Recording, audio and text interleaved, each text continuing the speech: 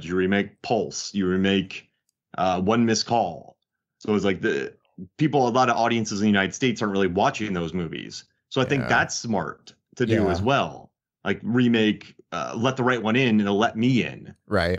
Like that's a good idea. Yeah, because a lot of people, general public's not going to watch like all these, foreign films.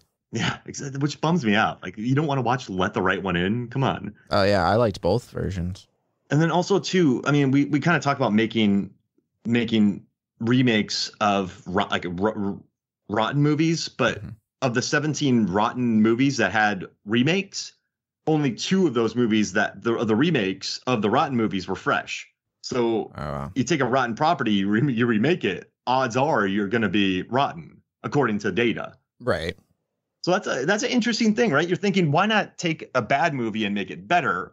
But statistically, it's better to make a great movie, remake a great movie than remake a bad movie. But even when you remake a great movie, it's hard to still be great. Sorry, in air quotes. Sorry, Robert. Like when I say great and bad, it's all like air quotes according to tomato meter scores. Right. But I'm saying like, so the thing is like, I feel like if you remake a movie, and correct me if I'm wrong, but you remake a movie that has like a 95%, right? It's a classic horror film. You remake it, even to be great as a remake, a lot of them don't reach that same number, right? Like, aren't they lower? Like, they're probably like in the 80s or something like that. Or are there other ones? Horror remakes that score more than their originals, is what you're saying? Yeah. Is there many of those? No. Yeah, there's not many at all. I mean, I'm looking through the data right now of all my numbers, and Evil Dead 2 interpreting Stephen King's work, yeah. So I guess that's the way I look at it too. I mean, you have 18 different Romeo and Juliets. Right. They're all sort of the same concept, but different. Why it's higher than its predecessor. Yeah. I mean, like the Mummy 1959 is higher than the 32 version. But yeah, it's quite rare to have that. And that was something I noticed in the data was also that I believe it was like the highest. Yeah, here it is. You put only 5 horror remakes have 90% plus tomato scores, but all of those are 1988's the latest one.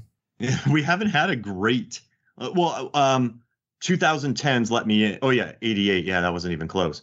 Yeah, it was just, wait, where's my average here? Sorry, I was looking at vampire remakes. Yeah, like Mummy, Invasion of the Body Snatchers. I mean, 88, The Fly was the last one. So it's like, yeah, they haven't made another one. Do you think that might have to do with how many people are reviewing though too? Oh, yeah. I mean, if you look at the reviews for the movies in the 30s and the 50s, there's like 15, 20, 30. And for the blockbusters, they're getting up in the 50s. But then nowadays, it's going back and just ripping into Bela Lugosi. What's up? I said just somebody going back and just ripping into Lugosi's performance. Yeah, exactly. Making these movies. And they put a lot of care. And I mean, the later Dracula sequels fell off. Frankenstein sequels fell off, except for Bride of Frankenstein. All right. But I mean, for me, I just learned to embrace what a good remake is and what people love about them. So I think, like, have you seen Fright Night have the kind of updated vampire? Like, I dig it. I think it's a lot of fun. It has good actors in it. Yeah. I even wrote, is it Alexandra Aja or? Oh yeah, Alejandro Aja. Okay, Aja. He who directed the Hills Have Eyes remake and Piranha 3D, right? Yeah, I love his movies. He also did Crawl. That's right. And recently Oxygen. And that guy, I'm telling you, pound for pound, if I had $10 million and like, Mark, pick a director. Well, probably James Wan first. But second, he captured what people liked about Wes Anderson. Wes Craven's movie. And Wes Anderson. Imagine a Wes Anderson. Wes Craven film. Yeah, Wes Anderson remakes The Hills Have Eyes, starring Bill Murray as the lead mutant. That'd be interesting. They'd have to build like a bunch of miniature sets. Okay, so would you say Aja?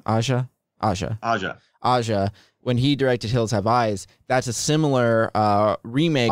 And I thought, like, while I don't think it's fresh, I think it's still rotten. I thought it was a better take than. Kind of a bummer. Yeah, I think it was still a better take than The Last House on the Left. And it didn't play it as safe as I thought they were going to be. I mean, they still did a lot of pretty dark crap in it. Yeah, I think that's just because I think Aja is so good at making you feel like you're watching a 70s picture again. Right. I think he can capture that vibe of those old school thrillers. And I mean, you watch you watch the remakes of Straw Dogs movies, Right. at all. And so I think if you're going to do a remake, just like the Omen remake, just can't play it safe. No. I think you got to branch out in your own direction. I mean, and I think that shows by the ones in the 90s. You have to do something that's slightly different in the sense of like how we opened this podcast with the Psycho remake. That was just shot for shot, and it wasn't good. No. So like, I don't understand why that exists. Yeah, I don't either. But you know who has a lot of history of being successfully remade is George Romero. So you think about Night of the Living Dead, right? The what Tom Savini directed film. What I love about that was in the remake, the 90 remake, Barbara is kind of a badass. Remember Barbara? Yeah, she was. Yeah, she was nothing. She was catatonic most of the time. In this one, she was like, we can walk around these things. And then she leaves the house and just walks around them and shoots them. And I feel like Walking Dead really took some of the imagery of her just walking through zombies and plastering them with her gun into that. So they updated it. Dawn of the Dead. But those movies, none of them have a Freddy or a Jason or a that's true Leatherface. They just have zombies. So they're more character-driven pieces. So you don't have to focus on making Freddy scary again, Jason scary again. I will say that one of my issues with horror movies in general, not just remakes, just all horror movies, is I feel like a lot of times, especially with like the torture porn aspect of like certain films, like the Saw franchise and Hostel and stuff, is a lot of times they don't have those character moments. And I understand it's a horror film and we're just here to watch evil entity. Then it's really hard to care in that moment if they do live or die.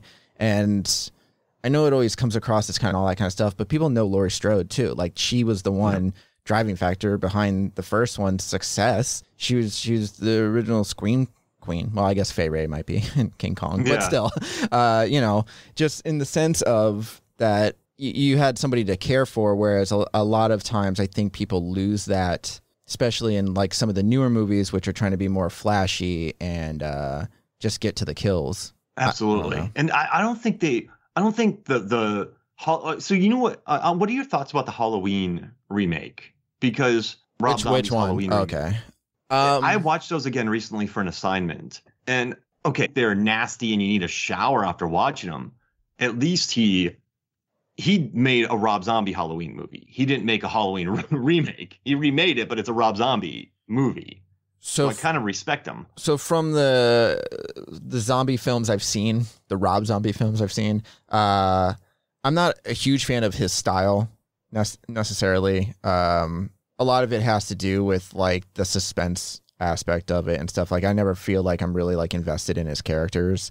I feel like most of his characters are like he focuses more on the villains, and it's hard. Like I know that certain, everybody knows Leatherface and Freddy and all them and stuff, but a lot of times I still want to have some kind of investment in the main characters that we're supposed to be rooting for people. If they like it, that's cool, but for me it wasn't. I was never really a big fan of his Halloween films. But that was another thing I was going to bring up about remakes in general.